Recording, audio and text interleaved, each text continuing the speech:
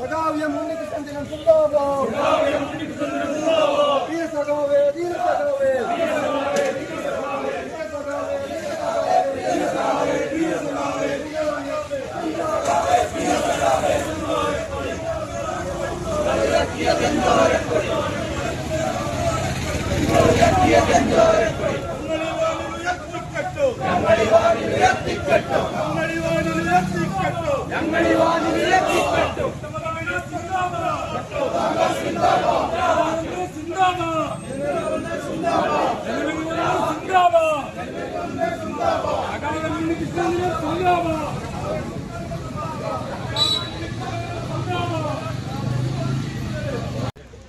Admit ചെയ്യാൻ വേണ്ടി പെരിന്തൽമണ്ണ ആശുപത്രിയിൽ പോയി. അപ്പൊ ഞങ്ങളങ്ങനെ വിളിക്കാറുള്ളൂ. ഫോൺ മൊബൈൽ ഫോണൊക്കെ ആയി വരുന്നേ ഉള്ളൂ.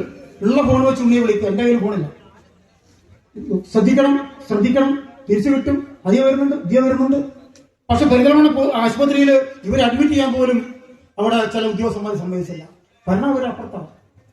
അവിടെ ആ ആശുപത്രിയിൽ നട്ടപ്പായയ്ക്ക് രാത്രി 12:30 മണിക്ക് സത്യാഗ്രഹം ഇരിക്കാൻ തീരുമാനിച്ചു.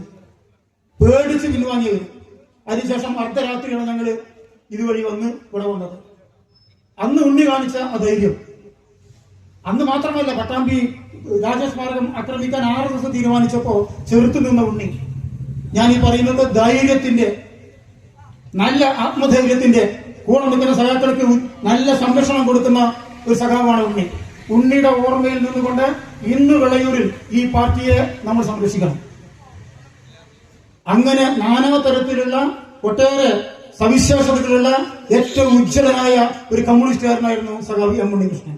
ആ ഉണ്ണിയുടെ ഓർമ്മ നമുക്ക് നൽകുന്നത് ഈ പഞ്ചായത്തിലെ പാർട്ടി അടിമുടി വലിയ രൂപത്തിൽ വീണ്ടും ഉയർത്തിക്കൊണ്ടുവരാൻ ആ ഓർമ്മയിൽ നിന്നുകൊണ്ട് കഴിയണം. അതാണ് ഉണ്ണിയുടെ ദിനത്തിൽ പറയാനുള്ളത്. പാവനമായ ആ ഓർമ്മകൾക്ക് മുന്നിൽ ആ ദിനാഞ്ജലി അർപ്പിച്ചുകൊണ്ട് ഞാൻ ആ വാദം നിർത്തും.